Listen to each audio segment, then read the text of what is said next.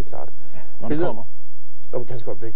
Det er en lille lunden er tændt, men den er næsten 8. Ja. Vi skal lige over til, Fredensborg, hvor vores reporter står klar. Det kan I tro, jeg gør. Jeg står lige her udenfor på plænen til det storslåede, kongelige, royale fyrværkerishow, som i øjeblikket bliver skudt op mod nattehimlen. Og det er altså et smukt syn at skue.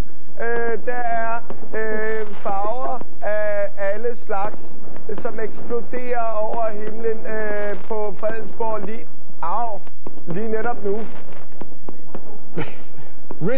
Richard Devine, må jeg spørge dig, hvem er fyrværkerimesteren, og har du haft lejlighed til at hilse på ham før fyrværkeriet? Ja, det er den japanske kronprins Haruhide, som forestår...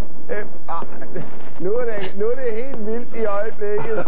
Det er ligesom om, det kommer indenfra. Det er den japanske kronprins, som har taget noget rigtig knaldperler med hjemmefra. Og det er jo noget, asiaterne har patent på. Bitte små glasnudler og så noget, der siger bang. Gør det nas? Det gør så utrolig nas. Jeg føler det som om, at jeg er ved at eksplodere. Richard Devine, jeg har fået skitseret rækkefølgen af det officielle fyrværkeri. Er du sikker på, at du befinder dig i Fredensborg lige nu? Nej, men det gør nas. Hvor er du henne? Jeg står lige henne i den anden ende af studiet.